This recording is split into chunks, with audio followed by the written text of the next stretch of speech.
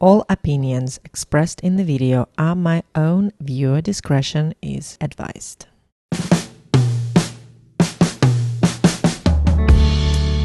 You've got me questioning my Hello everyone, decision. and we are looking at the chart of Tina Turner and Ike Turner, Tina Turner's first husband. Oh boy, this relationship was tumultuous. It's worth to have a look at in terms of synastry analysis, meaning putting two charts together, see how they interact. Before we begin, I would like to thank you for joining me here today. Welcome back to the channel. Subscribe, share, and like the video.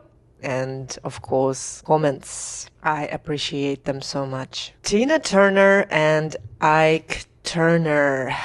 It's a hit because that's what Ike did to Tina. Black-eyed nightmare for Tina. Let's go back to the beginning and see what their story was from the get-go, so we understand both. You're most likely familiar more with Tina's story. I would like to go unconventional route today and look at Ike Turner first and foremost. In terms of just giving him a little bit of a astrological background. I don't know his time of birth, but we have all the necessary information in order to give Ike energy portrait. His father passed away when Ike was 5. His mother got together with some guy who was an alcoholic, and he was violent. What we also know is that Ike had been at age of 6 and age of 12 by 2 separate women. So it was not all very pleasant for Ike growing up. And of course, it is not an excuse to what Tina had to endure while she was his wife. It is not an excuse. Many children have gone and still go through terrible, unjust childhoods. They hold trauma, but they are not necessarily violent or abusive or psychos, right? So this is just a background for the perspective. In terms of astrology, we can see some signatures here that support these notions, the notions of lack of support, lack of strength, lack of power in a way. First and foremost, I would like to say that Ike has a very strong Saturn, dignified Saturn in its home sign in Capricorn, and I want you to see something interesting here. It is opposing a conjunction literally on 1 degree, Juno, the archetype of marriage, of balance, of comfort, and on the same degree we have Pluto, the death, rebirth, and transformation, to make it cliche. So Saturn represents that father figure, that discipline, that border before and after, the slow burn, resilient, go-getting energy, opposing, which means they are in a conflict. They are very thirsty for balance, but something has to give, and it's whether Saturn has to give or the wife has to give. On Pluto, which means that the energies are working as one. Considering Ike's past, there's definitely power struggle happening internally, because it's a common knowledge that Tina suffered domestic violence at the hands of Ike. We can see how Ike's chart represents this scenario literally just without even Tina's chart, just his chart here. Juno is the wife, Pluto is the transformation, sometimes not through pleasantries. It's not a flower blossoming, it's the forest is burning. It will burn to the ground, and maybe, just maybe, new flowers will grow, but maybe not. Also, he was really working hard, wanted to make something of himself, and Saturn in Capricorn helps with that, definitely. Work ethic, working multiple hours, making a buck, good intentions when it comes to work. But behind the scenes, Pluto and Cancer is that family vibe, that sanctuary vibe, just that opposition here. Who has the power? That's one. And also, I just wanted to mention that with the Pluto, it's all or nothing. So someone has to have all the power and the other person has nothing. And because it's also Pluto, it's a transformation, right? So in the beginning, Ike had all the power and Tina had nothing. And then guess what happened? Tina is talking on multiple shows, being a superstar, and Ike blended into the background, shamefully shunned. He had nothing anymore. That's it. He was done. Crazy. That's crazy. Something so interesting here as well is Ike's Saturn is trining his moon in Virgo. And he was really on top of things. He was Tina's manager. And it was sort of like, don't worry, baby. I've got it all organized. I've got it all under control. And control was huge in that relationship. He controlled everything. Money, timetables, literally go sit on the bed, do this, do that. It was full on. And with Moon in Virgo, perhaps a bit critical eye on things, so Tina better behave so that he would not let this opposition drag her across the room, coffee in the face, like terrible stories that Tina told the media and also in her book as well. She had 2 books. Heavy to talk about it, to be perfectly honest with you. And another thing just quickly here is North Node in Aries. Very important. We're going to look at our analysis when the 2 charts are pulled together. North Node in Aries means enough of you, more of me. Aries, egocentric sign. And when it is in good environment and everything is perfect, honky-dory, how I like to name it, it's good because it motivates us. It makes us do things and have integrity, and we are trusting our inner authority, making things happen for ourselves. And for Ike, he was so determined and really strong in his convictions, right? South Node in Libra, opposing that is relationships are just decorations of my life. With this North Node in Aries, it is trining, which is a harmonious aspect, which means it's easy aspect. The energies are blending well together. In the sister sign of Sagittarius, and Mars is in Sagittarius. Ruler of Aries is Mars. And with that, there was this belief, because it's Sagittarius, the belief, the morale, that you get things done, and you should be having things done with that Saturn vibe, opposing Pluto, through force. If you want to have something done, you have to apply yourself. And not far from there, Venus, the values. In Scorpio, all of that with also Mercury there in Scorpio, trining Juno on top of Pluto. Pluto is retrograde in Cancer. So in terms of emotions, in terms of values, the morale, it kind of like blends with that full-on, all-or-nothing, forceful environment, that inner construct that if seriously something will go wrong at work,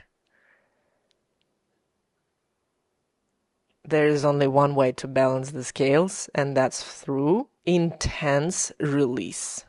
Onto what? Someone who can balance the vibe out. And because it's a smooth connection, spotlight is on Venus, the wife, the lady. And there's no right or wrong answer here. Let's just have this thing over and done with. In one of the interviews, Ike was saying that Tina would worry about things and he didn't know why she was worried. So there was like a miscommunication there. But I feel that actually there was no right or wrong exactly, because when Tina was speaking up, you will see by her chart in a minute that she was really larger than life woman. But on the other hand, paradoxically, she would hold things in, and either of those would let his cap go off. And he would balance the scales towards being him, egocentricity, force, transformation, release, emotional release through being forceful on her. And it's wild, you will guys see in a minute. All of that, Venus and Mercury are opposing. Ike's Venus and Ike's Mercury in Scorpio are opposing his Chiron in Taurus. And Chiron is in Venus-ruled sign, Taurus. Venus is at its detriment in Scorpio. She's supposed to be in Taurus. Not supposed to be. I mean, nothing is supposed to be, right? It's just that Venus is opposite of where she belongs. Doesn't feel comfortable being in Scorpio, but when she is like really deep-seated stuff that needs to be sorted through. But the way it would be sorted through with Ike is through that opposition, because it's Pluto rules Scorpio. It's not a winning combo here. For him, like, let's say that, like, okay, well, if he was really aware and had enough stamina to pursue violent-free relationship, what would be the key to that? Because they were a duet, right? They were together as a duet, and it was on the surface really, oh, we are a great team. And then behind the scenes, it was like this black-eyed nightmare for Tina. What was the right thing to do? Well, firstly, take care, Chiron in Taurus, take care of, firstly, your body. Take care of your trining Saturn career. Make sure there's integrity there and a strategic plan. Saturn is a long-term plan. You get what you deserve, and as a result, you feel happy about yourself, and as a result, stuff just doesn't have to happen. Also, sex was an instrument reclaiming Ike's power back, because he was having these experiences as a kid. He would take a shortest route to fixing that Chiron with this semi-square to his north node, to that egocentricity. So he would just only tunnel vision to him and his problems, how he felt in the moment. If Tina is quiet, I don't like that. If Tina is speaking up, I don't like that. It's all about I.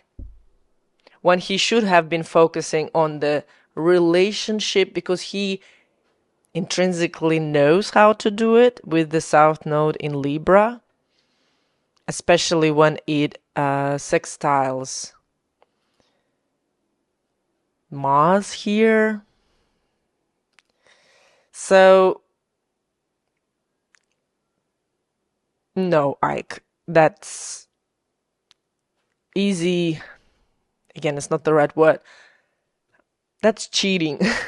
You're cheating your chart, and you really didn't score yourself any karmic favors here. Another thing I wanted to say was Jupiter in Leo. Again,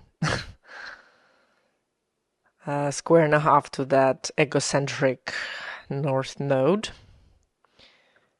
And Jupiter in Leo is larger than life. Ego, in a way, to really nail it down. And it is squaring Mercury in Scorpio. Promises that he never kept. He only kept the schedule and stuck to it through thick and thin. But in terms of like the visionary, yes, he was a visionary. He wanted to do better. He wanted to achieve. He was innovative.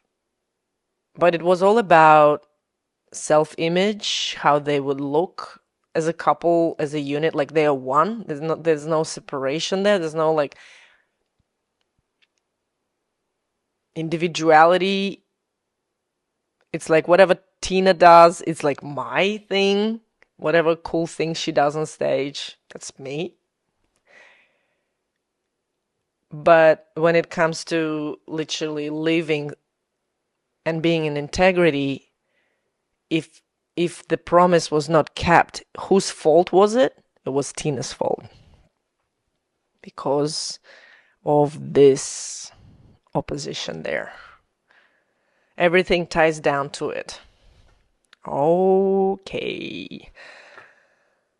Now, Tina's chart. Just on the side note, Tina was married to Ike for 16 years. They married in 1962 and they divorced in 1978. So when we talk about strength, power, and resilience, true power, that's Tina. Want to show you something really cool.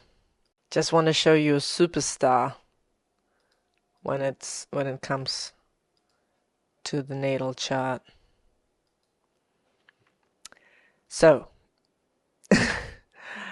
this combo here is a combination of a superstar.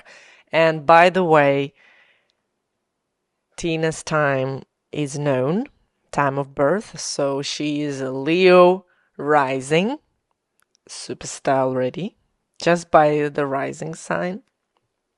And look at this grand trine of the Sun, Jupiter, Pluto. Sun in Sagittarius, Jupiter in Pisces, Pluto in Leo. That's the woman, not just the woman of color, that's just any woman who is the queen, the only one and only queen of rock and roll who was collecting stadiums.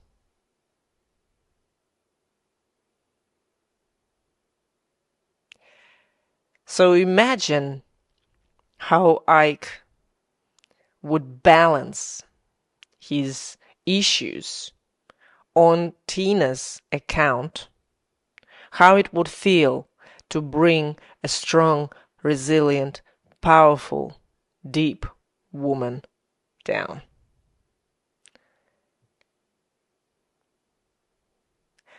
I totally do not accept this trend at large, and I do not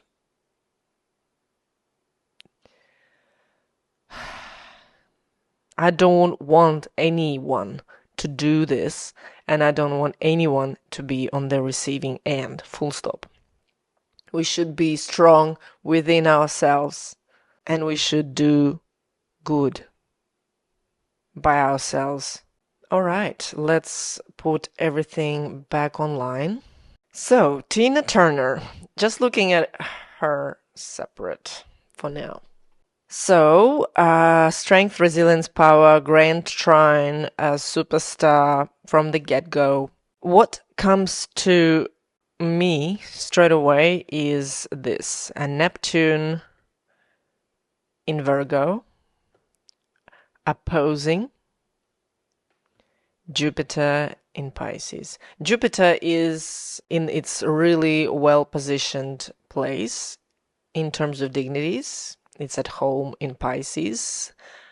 It's an ancient position for Jupiter. He is an ancient ruler of Pisces. And just from like overall looking at the chart, this Neptune's opposing Jupiter here, Neptune in the second house, the house of self-worth, of relationships. The Neptune opposed Jupiter is emotional pain in personal relationship, idealization of the relationship, idealization of the partner. So Tina would be giving excuses to Ike. How is that supposed to be without me? The whole duo will fall apart. Who is gonna sing? Who's gonna, how is this? There's no way out. There's no escape. Neptune correlates to the 12th house. We have Pluto and Chiron in the 12th house. The 12th house is the house of escaping. Pluto, it's an equal no, or the forest is burning to the ground. There's nowhere to go. And even if you go somewhere, where are you gonna go? At some point, she was pregnant, laying on the bed and being, how did I get here? I have nowhere to go. I'm pregnant. I have nowhere to go. Chiron in Cancer. She would gain strength from the spiritual knowledge, intrinsical, universal truths that are hidden. I'm not talking about the Bible or religion. I'm talking about the place between the atoms within ourselves and without. In outer space, if you scream, there's not going to be any sound. That's Tina Turner closing her eyes and falling asleep, screaming in silence. Because if she does a little peek, she gets a hot coffee. Terrible. A generational thing here would be that Tina was an innovative thinker. She didn't give up on figuring out ways to make her life better. And she did. She made her life better. She took a stand for herself through innovative thinking, which is Neptune, trining Uranus in the earth signs. Fundamental change. This is a generational signature here because these planets are slow-moving planets, outer planets, Uranus and Neptune. Okay, so sticking to that Neptune, because it's a very profound planet for Tina, is that, again, idealizing the relationship. Neptune is squaring Tina's Venus. Venus is in Sagittarius. last but not least, Venus squares Jupiter. So that is where she got stuck for 16 years. This combo is the reason why Tina idealized her man, and this is the reason she had enough,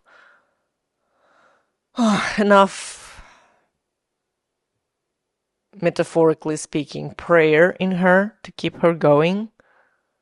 This is the reason she wanted to unalive herself with sleeping pills.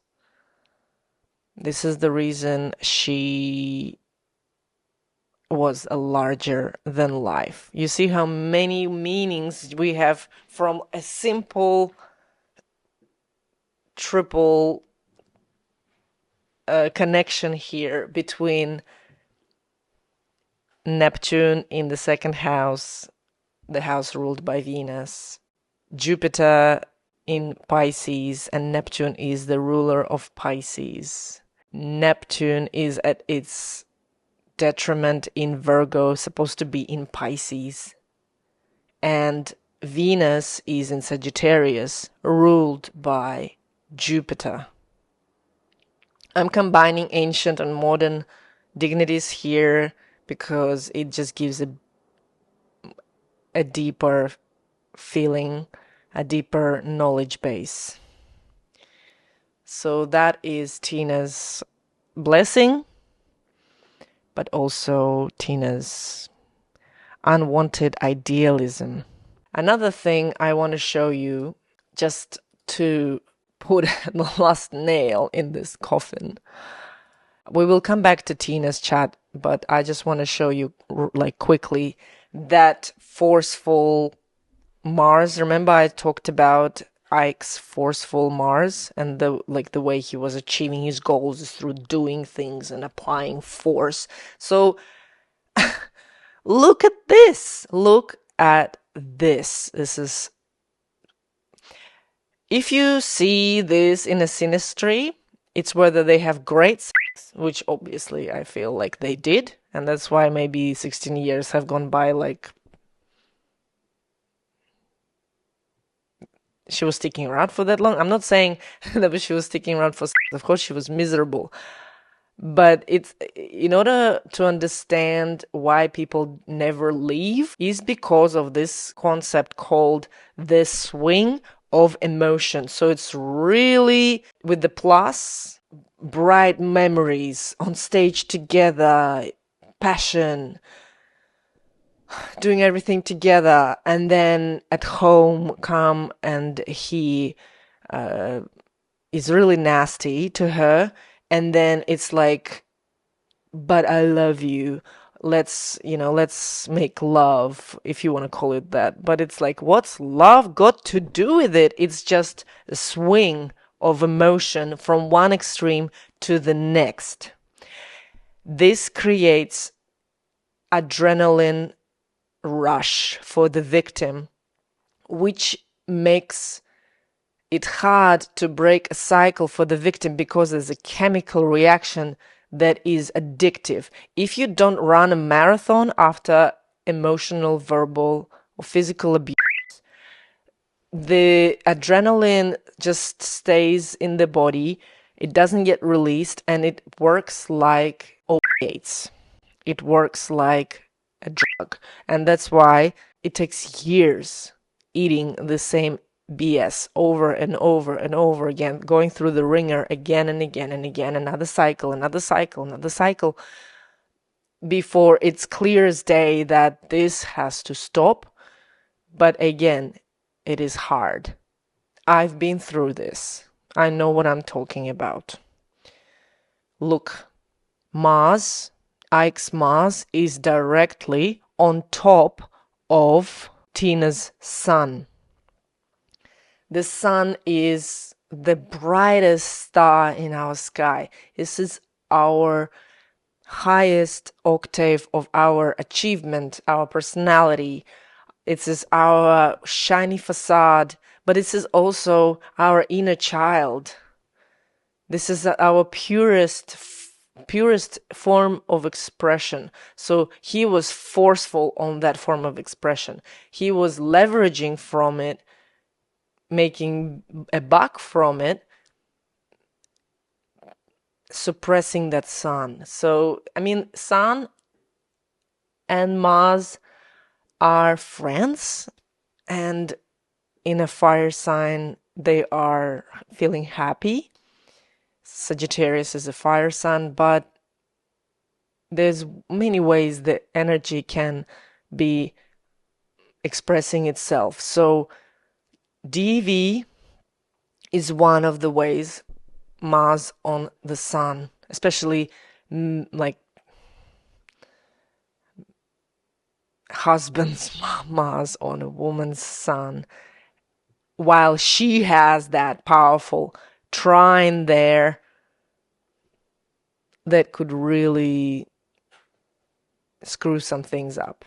As we remember, sex was the way to get power back for Ike, and did you know that he took Tina to an adult performance show just after they got married? That's a red flag for you. But again, with Tina's Neptune, Jupiter, and Venus situation,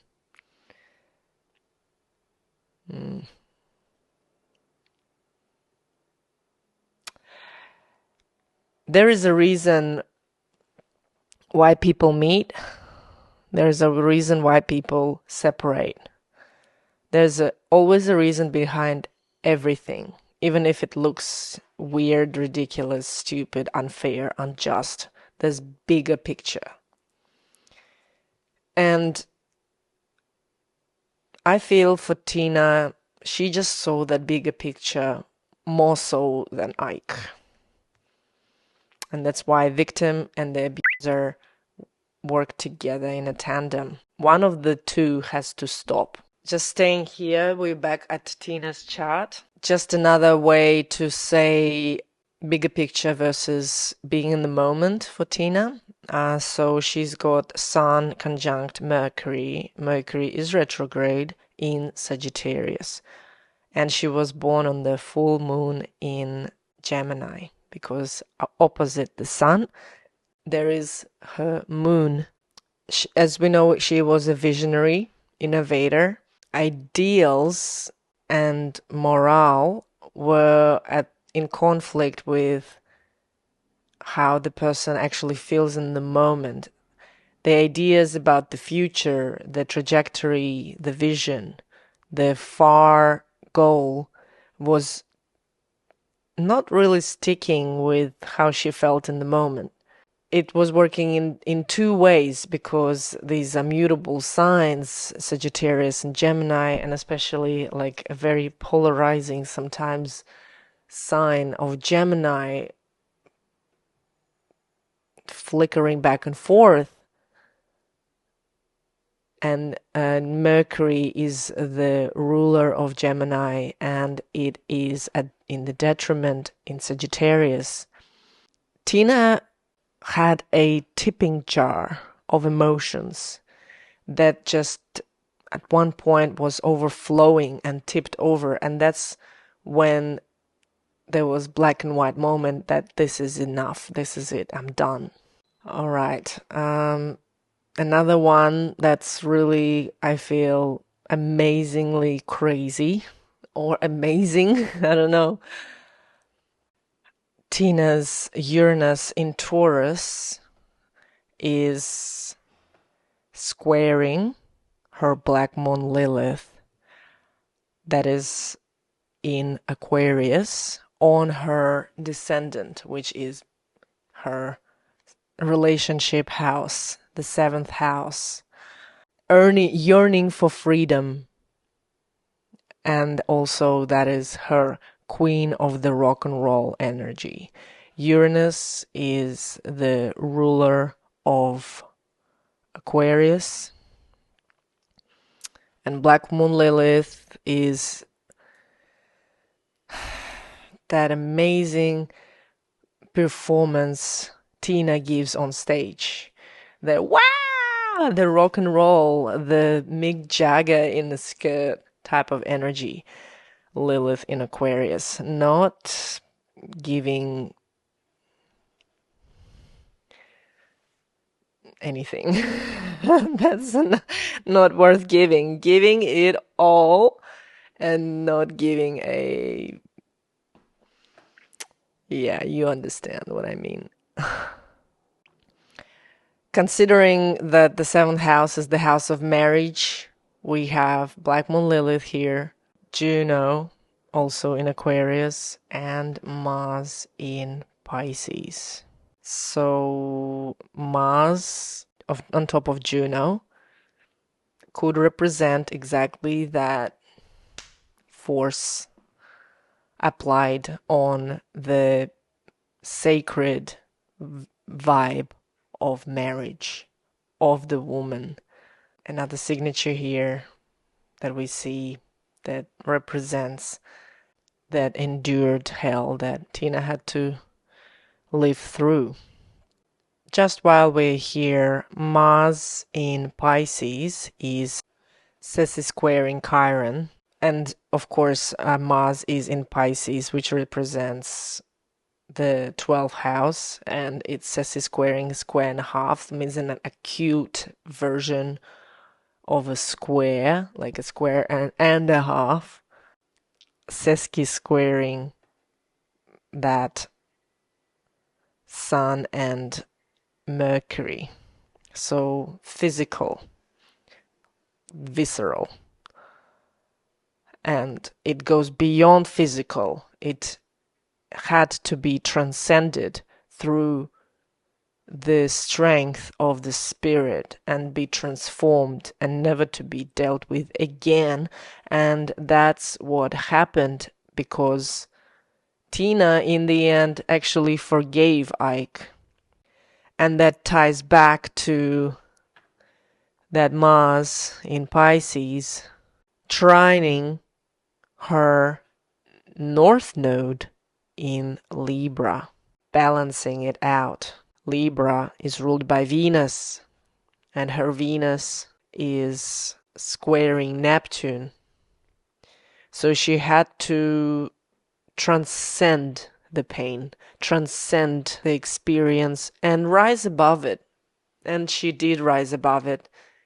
She became whole again. The dents were polished out, and she got married again, and she was very happy. She didn't scorn her heart with hate.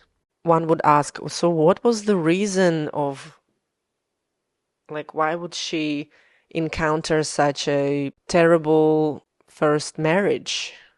Terrible in terms of treatment of her, right? We have North Node in Libra opposing South Node in Aries, conjunct Saturn. And here it's about learning how to cooperate, learning how to be self-composed, how to understand that you're bigger than your destiny. You're bigger than your karma. And this is something we have to learn from Tina. No matter how bad it gets, you can learn, transcend, and bend your story to the way you know your story should be. Definitely an airbender, the avatar, the last airbender, that's Tina Turner.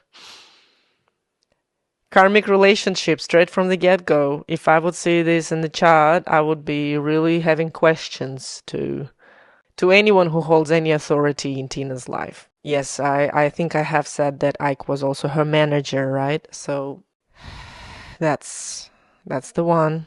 Okay, now let's look at their charts together. So the inner circle is Tina. Outer circle is Ike, and Outer circle means the way he affected her, because we don't know his time of birth. We don't know the houses. There's a big chunk of information missing. We're gonna just do as per Tina's ascendant in Leo and how Ike's chart affected Tina's chart. So now, having some knowledge about both charts, we can now have a more, I want to say, soulful take on the way they combine. What we're on the lookout for: signatures of DV, signatures of resilience, of transcendence, of karma, and also the positives of the relationship. So why the hell did they connect in the first place? It's not just like, they connected for no reason. And we have straight away Ike's Jupiter on Tina's ascendant, so she thought he was gorgeous. A physical attraction straight away made her feel good. Perhaps in the beginning, the sugar coating, the sugar show, as per usual with abusive relationships. Of course, he's Neptune here in the first house of Tina's, so he was like taking her energy, zapping energy from her and washing her out like Neptune does. Neptune is a dilution of everything. To question the true meaning of things, you have to dilute, wash them out to see what's left sticking. And he was washing her out big time. Oh, look at that. A hidden enemy who appears to be, all for it with good intentions, but Ike's Pluto on Juno in Cancer is on top of Tina's Chiron, 12th house, that hidden thing. So it was all just hidden for a long, long time before Tina finally had the strength to speak up. They have North and South Node reversal, so opposite directions of soul's growth. Ike was all about unlearning relationships, learning about himself, and for Tina it was unlearning the ego about herself and learning how to create a more balanced relationship. And sometimes with the North and South Node, it sounds counterintuitive to what the reality is, but this is the trickster nature of these two malefics, actually. In the ancient astrology, the North and the South Node are the malefics. But in evolutionary astrology, they are working really counterintuitively because they both can really, you can trip on both. If you go too far South Node, you're just gonna be bitter and stuck. And if you go too far North Node, you're just gonna become a self-entitled douchebag. So you don't really win with either, but it's good to note them and understand how it balances out the deep layer beneath what comes to the surface. Ike's Lilith is not far from Tina's South Node on Saturn. She should have used astrologers with in the first year of her marriage to save herself 16 years of DV. So I feel he was giving her the hard time because she was ruffling his wound, the Chiron. Tina's Uranus is on top of Ike's Chiron, and because Chiron it's a very humbling place, and he was not about humble at all with the North Node in Aries, so he would instigate and use that Uranus as a lightning bulb against Tina herself. And because it trines Tina's Neptune, and we know that story, Neptune and Venus, he was getting back at her for his insecurities, Everything was very private. Everything happened behind closed doors. The fourth house, look how intense everything is here with the Scorpio, the sun. Both suns are there. Mars, Ike's Mars on Tina's sun. And because Scorpio is involved, we have Pluto here, and the 12th house is hidden again, removed, isolated. Just terrible. The scale at which this happened is enormous. And she managed to forgive in the end. So think about the scale of Tina and Tina's heart and Tina's being. And I feel this is the main takeaway here. No matter how bad and malefic the chart can play out between two people, always a way higher, the higher road. I feel in Tina's case, with that South Node on Saturn, even though this looks bad on its own, Saturn always gives back what you earned. Tina resurrected herself, became a solo singer, and she became the one Tina Turner and only. Who the hell is Ike Turner? Nobody cares. All of that hardship she endured, and she earned herself success not because she endured and was a doormat for 16 years, because she transcended this hardship and worked with it to fuel her creativity and self-reliance, resilience, to create the destiny for herself and to think about things differently, not to pigeonhole herself into I'm defined by this. No, it didn't define her. Let me know what you think in the comments. This was my Synastry analysis of Tina Turner and her husband Ike, and I look forward to see you in the next video. Make sure you subscribe to the channel, not to miss a thing. Stay well, stay healthy, stay joyful. Yeah, be that airbender that bends charts like a ninja, because we're not our chart and our charts are not us. We use this knowledge as a tool to grow, to be aware, to accept or to not accept. I'm wishing you all the best. Lots of love. Stay strong. Bye bye.